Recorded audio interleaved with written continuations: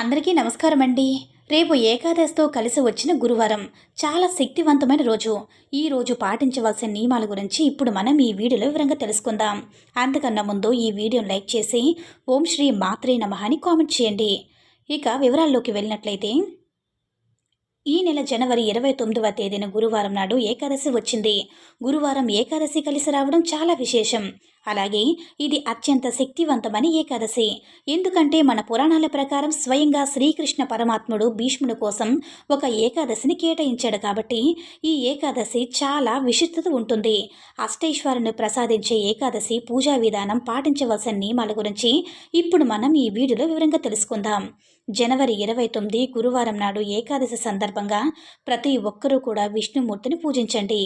అయితే ఈ ఏకాదశి రోజున తప్పనిసరిగా నీటిలో చిటికెడు పసుపు వేసుకుని స్నానం చేస్తే జాతక దోషాలని తొలగిపోయి అదృష్టం కలిసి వస్తుంది. ఈ రోజు తప్పనిసరిగా పసుపు రంగు వస్త్రాలు ధరించాలి. వివాహమైన ఆడవారి ఇంటి గడపలకు పసుపు రాసి కుంకుమ బొట్లు పెట్టి ఇంట్లో దీపారాధన చేసుకోండి. ఈ రోజు చేసే పూజలకు రెట్టింపు పుణ్య ఫలితం లభిస్తుంది. మీ పూజ గదిలో ఉన్న వెంకటేశ్వర స్వామి చిత్రపటానికి గంధం రాసి కుంకుమ బొట్లు పెట్టి పసుపు రంగు పుష్పాలతో మరియు తులసి దళాలతో అందంగా అలంకరించండి. ఈ విధంగా తులసి దళాలతో విష్ణుమూర్తిని పూజిస్తే ఏ కోరికైనా వెంటనే నెరవేరుతుంది.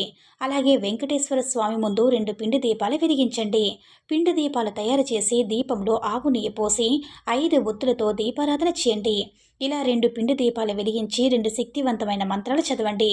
ఓం నమో భగవతే వాసుదేవాయ నమః, ఓం నమో నారాయణాయ అనే 2 మంత్రాలు 21 సార్లు చదవండి. ఈ ఏకాదశి ఈ మంత్రాలు చదివితే విష్ణుమూర్తి సంపూర్ణ అనుగ్రహం లభిస్తుంది.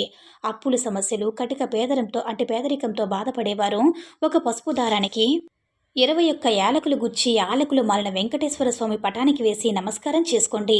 ఆర్థిక ఇబ్బందులు వెంటనే తొలగిపోయి అఖండ ధనలాభం సిద్ధిస్తుంది. పూజలో నైవేద్యంగా స్వామివారికి చిన్న బెల్లం ముక్కను నివేదించి హారతి కర్పూరం సమర్పించి తలపై అక్షింతలు వేసుకుని పూజను ముగించుకోండి. అలాగే ఈ రోజున ఖచ్చితంగా తులసి కోటను పూజించండి.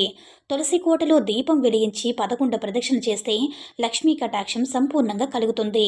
ఈ రోజు తప్పనిసరిగా మీ దగ్గరలో ఉన్న వెంకటేశ్వర స్వామి దేవాలయానికి వెళ్ళండి.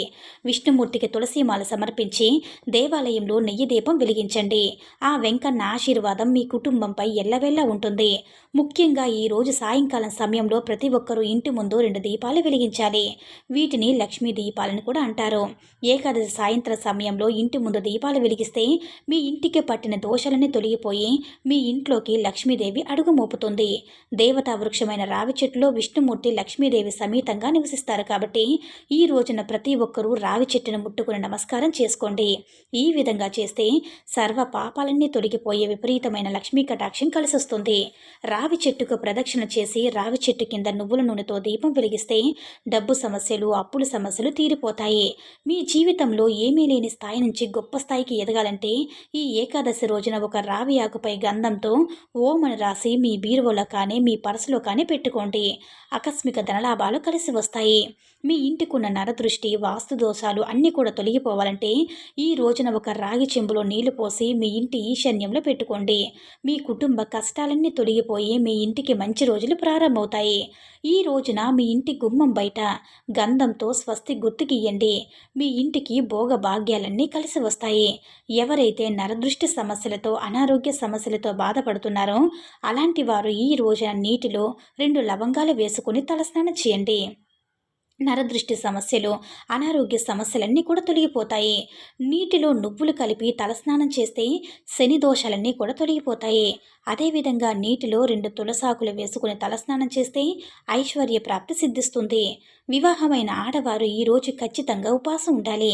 ఈ రోజున ఉపవాసం ఉంటే జన్మల పుణ్య ఫలితం లభిస్తుంది. కుటుంబ కష్టాలన్నీ తొలగిపోతాయి. ఉపవాసం ఉండేవారు పాలు, పండ్లు స్వీకరించవచ్చు. ఈ రోజున చేసే గోపూజలకు తరతరాలు తరగని ఐశ్వర్య ప్రాప్తి సిద్ధిస్తుంది. గోవుకు అరటి పండ్లు తినిపించి మీ మనసులో ఏదైనా సరే కోరికను కోరుకుని గోమాతకు చెప్పుకొని నమస్కారం చేసుకోండి. ఈ నెల తిరగకుండానే మీ యొక్క కోరిక వెంటనే నెరవేరుతుంది. ఈ రోజున పొరపాటును కూడా మాంసాహారం, ఉల్లిపాయ మరియు వెల్లుల్లి తినకూడదు. సాయంకాలం సమయంలో అన్నం తినకూడదు.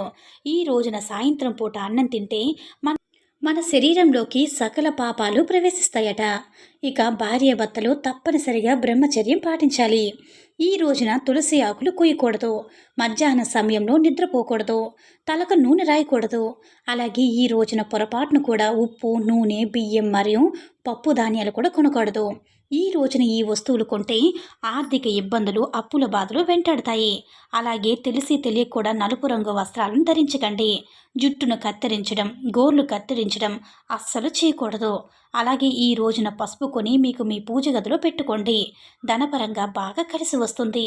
మీ భర్త ఆదాయం విపరీతంగా పెరగాలంటే ఈ ఏకాదశి రోజున ముత్తైదువును మీ ఇంటికి పిలిచి కాళ్లకు పసుపు రాసి తాంబూలం ఇవ్వండి.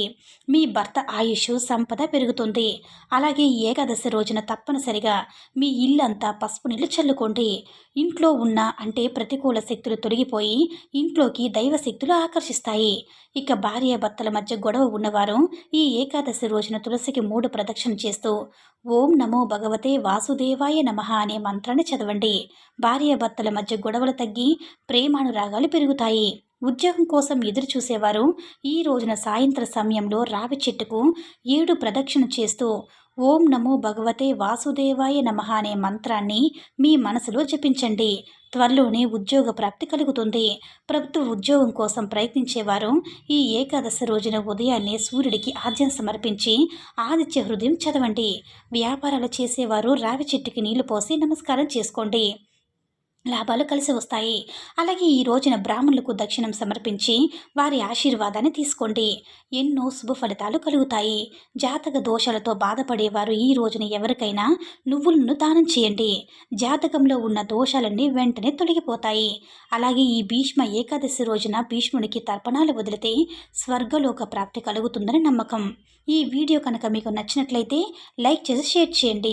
అలాగే మన ఛానల్ని సబ్స్క్రైబ్ చేసుకుని మాకు మరింతగా సపోర్ట్ చేయండి. ధన్యవాదములు.